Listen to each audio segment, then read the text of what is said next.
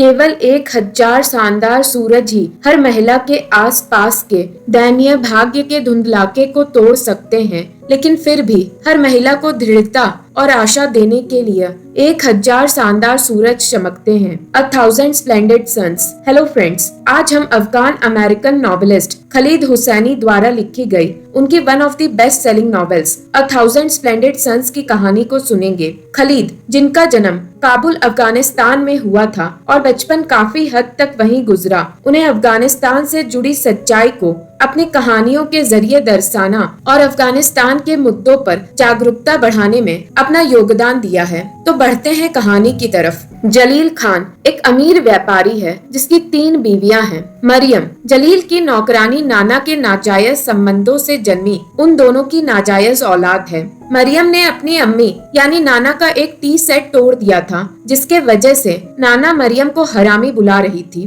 5 साल की मरियम ने पहली बार ऐसा कोई शब्द को सुना था। यह पहली बार था जब मरियम को उसके नाजायज होने का एहसास दिलाया जाता है। नाना, जो उस वक्त जलील के घर उसके और उसकी 3 बीवियों की मुलाजिम की तरह काम करती थी, जलील ने बिन बिहाई नाना को अपने बच्चे से गर्भवती कर दिया था।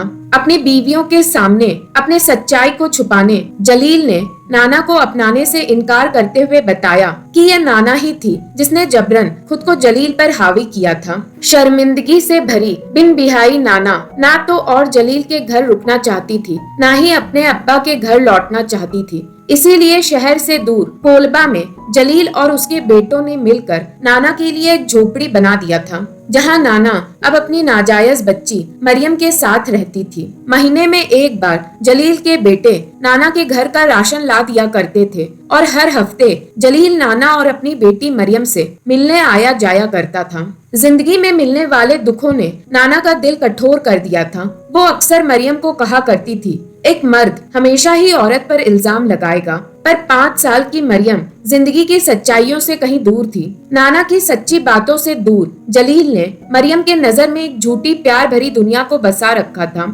जहां वो अपनी बेटी से प्यार करने वाला उसका अब्बा था, जो उसके लिए तोहफे लाता, उसे रायम सिखाता, उसके साथ मछलियां पकड़ने जाता और उसे राजनीतिक बातों को भी बताता था। उस वक्त पर अफगानिस्तान में दाऊद खान ने राजा जहीर शाह की गद्दी को छीन लिया था और उसके वजह से अफगानिस्तान एक गणतंत्र में बदल गया था। पर नाना के मुताबिक जलील की सच्चाई वो नहीं थी जो वो मरियम को दिखाता था। वैसे तो नाना जलील के आने पर अच्छे कपड़े पहनती, पकवान पकाती, पर जलील के पीठ पीछे उसे बस कोसती रहती कि कैसे जलील ने उसे गर्भवती अवस्था में मरियम को जन्म देने अकेला छोड़ दिया था और कैसे वो बस एक दिखावटी प्यार मरियम से करता है। पर छोटी सी मरियम के लिए नाना की चिड़चिड़ाहट और उसके अब्बा का प्यार ही जलील की बातों पर यकीन करने के लिए काफी था। मौलाना फैजुल्ला मरियम के टीचर थे, जो मरियम को कुरान पढ़ाते और नमाज पढ़ना सिखाते थे। मरियम फैजुल्ला को बहुत पसंद करती थी क्योंकि फैजुल्ला मरियम की बातें और उसके विचारों को तवज्जो दिया करते थे। मरियम दूसरों बच्चों की तरह स्कूल जाना चाहती थी और मरियम की यह ख्वाहिश फैजुल्ला नाना को भी बताते हैं। पर नाना के मुताबिक मरियम को स्कूल की पढ़ाई की कोई जरूरत नहीं थी, बल्कि मरियम के लिए जो जरूरी था वो जिंदगी जीने की कला थी। इसी तरह मरियम और नाना की जिंदगी चल रही थी। सन 1974 आ चुका था। कुछ दिनों में मरियम अब 15 साल की होने वाली थी। मरियम के अब्बा जलील का एक सिनेमा घर था। मरियम अपने अब्बा के साथ वहाँ पर पिनोको मूवी को देखने जाना चाहती थी। उसके साथ ही साथ मरियम अपने अब्बा के घर जाके उसके दूसरे भाई बहनों से भी मिलना चाहती थी। जलील चाहता था वो मरियम को किसी और के साथ सिनेमा देखने भेज दे, पर मरियम के जिद पर ना चाहते हुए भी जलील मरियम को हामी भर देता है। नाना को मरियम का इरादा पता चलते ही नाना नाराज हो जाती है। वो मरियम को एहसान फरामोश समझती है क्योंकि मरियम नाना को अकेला छोड़ जलील के साथ जाना चाहती थी, पर मरियम नाना की बातों को समझे इतनी समझदार अभी नहीं थी।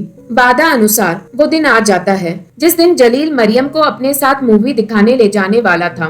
मरियम इंतजार करती रह जाती है, पर जलील नहीं आता है। तब मरियम फैसला करती है वो अकेले ही हीरत में अपने अब्बा से मिलने जाएगी और किसी तरह लोगों की मदद से वो जलील के घर पहुंच जाती है।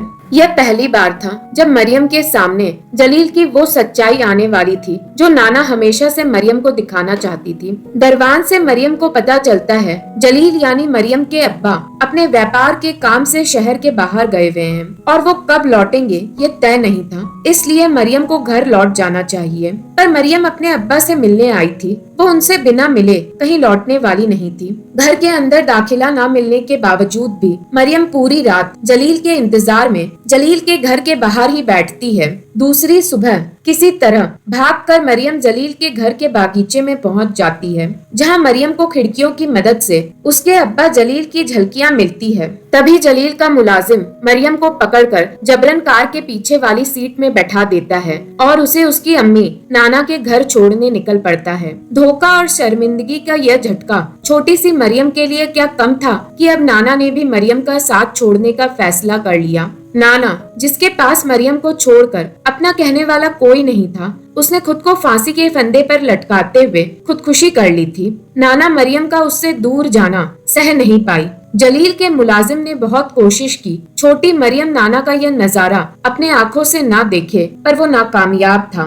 नाना को मिट्टी देने के बाद जलील ने बहुत कोशिश की कि वो मरियम को समझाए, पर मरियम को उसके टीचर मौलाना फैजुल्ला के सिवा कोई और नहीं चाहिए था। बार बार मरियम खुद को नाना के इंतकाल का कारण समझने लगी थी। अब्बा से मिला धोखा और अम्मी की मौत ने एक पल में मरियम का बचपन छीनते हुए उसे बड़ा बना दिया था। मरियम, जो पहले खुशी खुशी जलील के घर अपने अब्बा के परिवार से मिलने जाना चाहती थी, अब कोई छत न होने के वजह से उसे उसके अब्बा के घर का मोहताज बना दिया था। पर जलील की जायज बीवियां कहाँ नौकरानी से जन्मी जलील की नाजायज औलाद को अपने घर पर ज्यादा दिन तक सह पाती, और उन्होंने मरियम के लिए अब एक शौहर ढूंढ लिया था जो उसके पिता जलील का दोस्त भी था। मरियम से उम्र में 30 साल बड़ा राशिद यानी 45 साल का राशिद काबुल से एक जूता बनाने वाला था, जिसके बीवी और बच्चे की मौत हो चुकी थी। जलील की बीवियों के मुताबिक मरियम का उम्र अब निकाह के लायक हो चुका था, पर मरियम ने अपनी बात रखनी चाहिए और मरियम ने बोला वो अभी बच्ची है और निकाह से बेहतर है वो अपने टीचर मौलाना फैजुल्ला के साथ रहना पसंद करेगी। पर जलील की बीवियों के मुताबिक वो नहीं चाहते थे मरियम बूढ़े मौलाना पर बोझ बने। जलील भी मरियम की कोई बात सुनने तैयार नहीं था और उसने मरियम का राशिद के साथ निकाह के इंतजामात भी कर दिए। निकाह का ख्याल और शौहर के साथ संपर्क, यह सोच ही मरियम को घृणा से भर रहा था। निकाह के दिन पहली बार मरियम राशिद को देखती है, जो एक लंबा चौड़ा मर्द था। ना चाहते हुए भी और जलील के दबाव में आकर मरियम निकाह के लिए अपनी रजामंदी दे देती है। जलील मरियम को एक बार फिर झूठे ख्वाब दिखाने की कोशिश करता है और मरियम से कहता है काबुल बहुत सुंदर है और वो वहाँ बहुत मजे करेगी। पर इस बार मरियम जलील को वहीं रोक देती है। मरियम जलील को बताती है कैसे वो अपने अब्बा जलील से बेइंतहा मोहब्बत करती थी, पर जलील हमेशा से उसे लेकर शर्मिंदा था। वो जलील से कहती है आज से उन दोनों के बीच का रिश्ता वहीं खत्म होता है और जलील अब उससे मिलने कभी काबुल ना आए। मरियम राशिद के साथ बस पर बैठ जाती है। जलील बहुत कोशिश करता है मरियम का ध्यान अपनी तरफ लाने का, पर मरियम और कभी पलटकर जलील की तरफ नहीं देखती है। राशिद का घर मरियम और नाना की झोपड़ी से बड़ा था, पर मरियम अपने पुराने जिंदगी को याद करके रोने लगती है। राशिद उसे चुप रहने को कहता है क्योंकि वो एक रोती हुई औरत के आवाज को नहीं सुन सकता था। वो उसे कहता है बहुत जल्द मरियम को अपना नया घर पसंद आने लगेगा। राशिद मरियम को अलग रूम रहने के लिए देता है और कहता है वो अकेले ही सोना पसंद करता है। मरियम खौफ से कांप रही थी। तभी राशिद मरियम से पूछता है क्या मरियम उससे डरती है? झूठ कहते हुए मरियम बोलती है नहीं। कई दिनों तक मरियम अपने कमरे में और अपने बिस्तर पर ही खौफ से भरी अपना वक्त बिताती है। हर शाम राशिद उसके कमरे में आता और उसे अपने काम और देश में चल रहे खबर सुनाता है। मरियम ज्यादा कुछ समझती तो नहीं, पर मरियम का सुकून बस इसमें था कि हर रात राशिद उसे अकेला छोड़ अपने कमरे में लौट जाता है। कुछ हफ्ते गुजरने के बाद एक शाम राशिद मरियम से कहता है अब मरियम को बीवियों की तरह बर्ताव करना शुरू कर देना चाहिए। दूसरे सुबह से मरियम घर के कामों में जुट जाती है। बाजार में मरियम की मुलाकात उसकी पड़ोसी फरीबा से होती है, जो मरियम को उनके घर भी आने की दावत देती है। उस शाम जब राशिद घर लौटता है, वो घर की सफाई पर ज्यादा ध्यान तो नहीं देता, पर वो मरियम की बनाई दाल की तारीफ करता है। मरियम खुद पर गर्व महसूस करती है। अब राशिद मरियम को एक बुर्का देता है और कहता है एक औरत का चेहरा बस उसके शौहर के लिए होता है और मरियम को अपने शौहर के प्रति इज्जतदार होना चाहिए और अपने चेहरे छुपा कर रखना चाहिए। दूसरे दिन राशिद के साथ बाजार घूमते हुए मरियम मॉडर्न लड़कियों को देखती है जो बिन पर्दे और बिन मर्दों के साथ हाई हील्स और लाल लिपस्टिक में बाजार घूम रही थी। यह औरतें मरियम को नीचे जाती होने का एहसास दिलाती है। राशिद मरियम को एक शॉल दिलाता है जिसे मरियम अपनी जिंदगी में प्यार का पहला तोहफा समझती है। पर उस रात राशिद अपने कमरे में नहीं लौटता और जबरन मरियम के साथ संपर्क बनाता है। यह सब कुछ मरियम के लिए दर्दनाक था, पर मरियम के पास राशिद के अलावा अब कोई जगह भी तो नहीं था। मरियम का राशिद के साथ यह अनचाहा रिश्ता जरूर था, पर मरियम हरामी होने के बावजूद भी राशिद की जायज बीवी थी और कहीं न कहीं ये उसके जायज औदा उसे खुशी देता था। राशिद मरियम को उनके पड़ोसी फरीबा से दूर रहने की सलाह देता है। एक दोपहर राशिद के कमरे की सफाई करते हुए मरियम को एक बंदूक और अश्लील किताबें मिलती है। मरियम को एहसास होता है वो शायद राशिद को खुश करने के लिए काफी नहीं थी। जल्द ही मरियम राशिद के बच्चे से गर्भवती हो जाती है। बच्चे की आने की खुशी राशिद के बर्ताव में अभी से दिखने लगी थी। वो अभी से इस अजन्मे बच्चे को बेइंतहा मोहब्बत करने लगा था और उसे यकीन था उसका एक बेटा आने वाला है। मरियम भी अल्लाह की उन पर रहमत की शुक्रगुजार थी और वो चाहती थी बच्चे का जन्म बस अच्छे से हो जाए। पर मरियम और राशिद की खुशियाँ बस चंद वक्त की थी। अचानक से मरियम अपना बच्चा खो देती है और उसके बाद से मरियम दुख में कभी गुस्सा कभी पागल सा महसूस करने लगती है। कभी उसे लगता है उसने जो नाना के साथ किया इसी कारण से उसका खुद का बच्चा छिन गया है। कभी उसे लगता है कि जिन ने उसका बच्चा छीन लिया। कभी वो अल्लाह को कसूरवार समझती है तो कभी राशिद के जल्द खुशी होने को अपने बच्चे को खोने का कारण समझती है। एक बच्चे को दफन करने के बाद यह सब कुछ मरियम के साथ फिर होता है, पर अब राशिद चुपसा हो जाता है और वो मरियम से ज्यादातर नाराज रहने लगता है और उसके लिए तोहफे भी लाना बंद कर देता है। मरियम को अब अकेले ही बच्चे के दफन का जिम्मा भी उठाना पड़ता है। इधर अफगानिस्तान के प्रेसिडेंट दाऊद खान की सरकार ने अब अफगानिस्तान के कम्युनिस्ट मीर अकबर खैबर को मार दिया था, पर इन सब की समझ न होने से राशिद मरियम को नीचा दिखा दिया करता था। मरियम अब 19 साल की हो चुकी थी और अपने छोटी सी उम्र में अपने निकाह के 4 साल के सफर में अब तक उसने 7 अजन्मे बच्चों को गवा दिया था। अब मरियम राशिद के लिए बस एक बोझ बन गई थी और राशिद का मरियम के प्रति व्यवहार भी पूरी तरह से रूखा हो गया था। अफगानिस्तान राजनीतिक तनावों के बीच और ज्यादा घिर चुका था। एक बार फिर कम्युनिस्ट की जीत हो गई थी और उन्होंने डेमोक्रेटिक सरकार को उनके पद से हटा दिया था।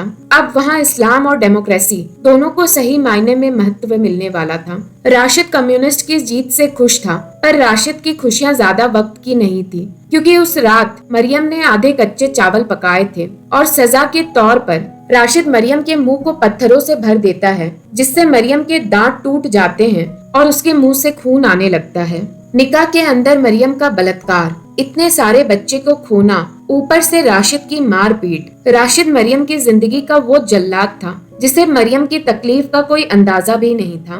कहीं से भी कोई प्यार ना मिलने की वजह से मरियम की जिंदगी जीते जी जहन्नुम में बदल चुकी थी। उस रात मरियम की पड़ोसी फरीबा को एक बच्ची लाइला का जन्म होता है। कहानी हमें अब 9 साल आगे ले जाती है, जहां लाइला अब 9 साल की हो चुकी थी और अफगानिस्तान में सोवियत यूनियन का राज चल रहा था। लाइला के 2 भाई थे, अहमद और नूर, जिन्हें कभी लाइला ने देखा तो नहीं था, क्योंकि वो लोग लाइला के बचपन से ही जिहाद की जंग लड़ने गए हुए थे। लाइला की अम्मी फरीबा का अब ज्यादा वक्त सिर्फ उसके बेटों के बातें करने और बेटों के बारे में सोचने में गुजरता था और उनके शौहर हकीम को कोसने में गुजरता था।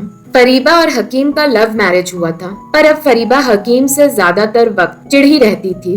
हकीम एक पढ़ा लिखा अफगान हिस्ट्री एक्सपर्ट था और वो चाहता था लाइला का भी निकाह तभी हो जब लाइला अपनी पढ़ाई पूरी कर ले। लाइला का एक दोस्त था तारिक, क्योंकि लाइला कभी अपने भाइयों से नहीं मिली थी, उसके लिए तारिक ही उसका भाई भी था। एक जंग में तारिक ने अपना एक पैर गवा दिया था। तारिक हमेशा लाइला का ख्याल रखता और उसे गली मोहल्ले के लड़कों से भी बचाता था, पर जैसे जैसे लाइला और तारिक बड़े होने लगे, उनके बीच का रिश्ता दोस्ती से बढ़कर प्यार में बदलने लगा था। लाइला यह सब समझने अभी नादान थी, पर उसे तारिक की कमी खलने लगी थी। फरीबा के दोनों बेटे यानी अहमद और नूर की जान जिहाद के जंग में चली जाती है। अब फरीबा लायला की परवाह किए बिना अपना ज्यादातर वक्त बस अपने बिस्तर में खुद के गम में डूबकर बिताती है। इस कारण लायला वक्त से पहले ही घर की जिम्मेदारियां लेना सीख जाती है। कुछ महीनों बाद पता चलता है सोवियत यूनियन अफगान छोड़ देगी। महीनों बाद यह पहली बार था कि फरीबा थोड़ी खुश होती है, क्योंकि उसे उम्मीद थी उसके बेटों की कुर्बानी यूं ही व्यर्थ नहीं जाएगी। पर फरीबा इतनी जल्दी भी अपनी खुशियों का शोर नहीं मचाना चाहती थी। 1992 तक लायला 14 साल की हो जाती है। लायला और तारिक अब एक दूसरे से मोहब्बत करने लगे थे। अफगान की कम्युनिस्ट पार्टी की हार हो जाती है। जिन फौजियों के साथ लायला के भाई ने लड़ाई की थी वो अब घर लौट रहे थे। फरीबा खुश थी और उसने अब रंगीन कपड़े भी पहनना शुरू कर दिया था। लायला और तारिक की मोहब्बत अब लोगों तक भी पहुंचने लगी थी। लायला की अम्मी फरीबा ने पहली बार लायला से तारिक को लेकर बात करते हुए बोला वो अपने रिश्ते को छुपा कर रखे ताकि उसकी इज्जत पर कोई सवाल न उठे। मरियम का पति राशिद ने भी लायला को तारिक के नाम से चिढ़ाना शुरू कर दिया था, पर सबकी खुशियां बस चंद लम्हों की थी। अफगानिस्तान के राजनीतिक गठ मुजाहिदीन जिन्होंने जीत हासिल किया था, उनके अपने ही लोगों के बीच मतभेद होने लगे थे और इसी कारण से अब अफगान की गलियों में बॉम्ब और बारूद गिरना एक आम सी बात हो गई थी। इस सब में लायला ने अपनी एक सहेली को भी खो दिया था और लायला का अब स्कूल जाना भी बंद हो गया था। तारिक था जो हमेशा से लायला की हिफाजत करता था, पर उसके भी घर की परिस्थिति अब खराब हो जा रही थी और वह पाकिस्तान जाने पर मजबूर था। वो लायला से निकाह करके उसे अपने साथ ले जाने तैयार था, पर लायला अपने अम्मी अब्बा को छोड़कर यूं जाना नहीं चाहती थी। शायद ये लायला और तारिक की आखिरी मुलाकात हो और एक कमजोर लम्हे में दोनों के बीच हराम रिश्ता कायम हो जाता है। दोनों तारिक और लायला दुखी थे। लायला घर लौट जाती है और तारिक पाकिस्तान चला जाता है। तारिक को गए कुछ हफ्ते गुजर चुके थे, पर अचानक से लायला की अम्मी फरीबा अफगानिस्तान छोड़ने तैयार थी। यह वक्त भी कुछ अजीब था। यह सब अगर पहले होता तो शायद लायला तारिक के साथ रह पाती, पर अभी भी देर नहीं हुई थी, या शायद बहुत देर हो गई थी। वो लोग जाने के इतने करीब थे, तभी एक बॉम्ब का धमाका होता है जिसमें फरीबा और हकीम की तुरंत जान चली जाती है। लायला के आंख खुलने पर वो खुद को राशिद के घर में पाती है। धमाके में जख्मी लायला को राशिद अपने घर ले आता है। मरियम लायला का अच्छा से ख्याल रखती है ताकि लायला फिर से सेहतमंद हो पाए। लायला के ठीक होने पर एक आदमी लायला के पास आता है जो उसे बताता है तारिक ने अपना दूसरा पैर भी खो दिया, जिसके बाद वो अस्पताल में भर्ती हो गया था और उसकी मौत हो गई। मौत से पहले तारिक चाहता था वो लायला तक यह खबर पहुंचा दे कि वो लायला से कितनी मोहब्बत करता था। कुछ दिनों पहले परिवार के साथ अफगानिस्तान छोड़ जाने और तारिक से मिलने का सपना देखने वाली लायला एक पल में सब कुछ खो देती है। इधर राशिद ने लायला की जिम्मेदारी उठाने के लिए एक बहुत बड़ी कीमत मांगी थी। आज लायला उम्र के उसी पड़ाव पर थी जब कभी राशिद मरियम से निकाह करके उसे अपने साथ लेकर आया था, और राशिद ने एक बार फिर अपने से सालों छोटी बच्ची से निकाह की मांग की थी। मरियम राशिद को समझाती है, पर लायला की जिम्मेदारी उठाने यह राशिद की आखिरी शर्त थी। इधर लायला को पता चलता है वो तारिक के बच्चे से गर्भवती थी। इससे पहले दुनिया के सामने उसका सच आता, वो राशिद के रिश्ते को तुरंत कबूल कर लेती है। मरियम को लायला उसके शौहर को चुराने वाली औरत नजर आने लगती है। उसी पल से मरियम का व्यवहार लायला के प्रति कठोर हो जाता है। लायला राशिद को यकीन दिलाने में कामयाब हो जाती है वो उसके बच्चे की मां बनने वाली है। राशिद खुश था और उसे उम्मीद थी उसका बेटा ही होने वाला है। मरियम जो कभी राशिद को बच्चा का सुख नहीं दे पाई, उसका व्यवहार लायला के प्रति और कठोर हो गया और वो लायला से बराबर में घर के काम भी कराने लगी। लायला को एक बेटी अजीजा का जन्म होता है। यह लायला के पास उसके प्यार की आखिरी निशानी थी। राशिद बच्चे के जन्म पर बिल्कुल भी खुश नहीं था। वो अजीजा को बिल्कुल अनदेखा करके रखता है। लायला अकेले में बच्ची से तारिक की बातें भी किया करती थी, जिससे राशिद को शक भी होता है कि अजीजा शायद तारिक की बच्ची है। एक दिन राशिद का अत्याचार लायला को अजीजा के साथ फर्श पर सोने मजबूर कर देता है। उस रात जब मरियम किचन में जाती है, लायला नींद में थी पर अजीजा यूं ही जमीन पर लेटी थी। मरियम अजीजा को गोद में उठाकर सुलाती है और उस रात के बाद से मरियम अपने ममता को अब रोक नहीं पाती है। मरियम और लायला अब अच्छे दोस्त हो गए थे। जैसे जैसे अजीजा बड़ी हो रही थी वो मरियम के और ज्यादा करीब होती जा रही थी। एक बार फिर अल्लाह का रहम लायला पर होता है और वो गर्भवती होती है। बिना एनेस्थेसिया कठोर अवस्था में वो इस बार एक बेटे को जन्म देती है। यह राशिद की औलाद थी जिसे जलमाई का नाम मिला। इससे बड़ी खुशी राशिद को और क्या मिलती। घर की औरतें और अजीजा एक तरफ और जलमाई एक तरफ। कर्ज लेना हो या चोरी करना हो, पर जलमाई की हर ख्वाहिश राशिद जरूर पूरा करता था। तालिबानियों ने अब तक अफगानिस्तान पर कब्जा कर लिया था। औरतें बच्चों के साथ राशिद को छोड़ भागने की भी कोशिश करती हैं, पर वो तालिबानियों के कानून के आगे असफल थी। राशिद की नौकरी भी चली गई थी। किसी का पेट काटने की बात थी तो वो अजीजा का पेट था। राशिद अजीजा को एक भिखारी तक बना देना चाहता था। इसीलिए न चाहते हुए भी मरियम और लायला को अजीजा को अनाथालय में डालना पड़ता है। अजीजा बहुत दुख में थी, पर सभी औरतें मजबूर थी। दर्द से अजीजा भगलाना भी शुरू कर देती है। हर अंधेरों के बाद सवेरा जरूर आता है, और उसी तरह एक दोपहर तारिक लायला के सामने आ खड़ा होता है। मरियम समझ जाती है राशिद ने किसी को पैसे देकर लायला तक तारिक के झूठे मौत के खबर को पहुंचाया था। लायला खुद को रोक नहीं पाती है और वो तारिक से लिपट जाती है। वो तारिक को अब तक जो हुआ वो सारी सच्चाई बताती है। तारिक को लायला को उसके निकाह से कोई शिकायत नहीं था। वो लायला की मजबूरियों को समझता है। वो लोग अजीजा को अनाथालय से बाहर ले आते हैं, पर जलमाई ने अब अपने अब्बा राशिद को यह बता दिया था कि कुछ दिनों से लायला से मिलने कोई मर्द आ रहा था। राशिद को ज्यादा वक्त नहीं लगा यह समझने में वो कोई और नहीं बल्कि तारिक है जो लायला की जिंदगी में लौट आया है। राशिद आक्रोश में भर जाता है और वो लायला की जान लेने को ही तैयार था कि तभी मरियम राशिद पर फावड़े से वार कर देती है और राशिद की वहीं मौत हो जाती है। मरियम, जो अब लायला से सच में एक माँ की तरह मोहब्बत करने लगती है, वो लायला को बच्चों और तारिक के साथ पाकिस्तान भागने की सलाह देती है।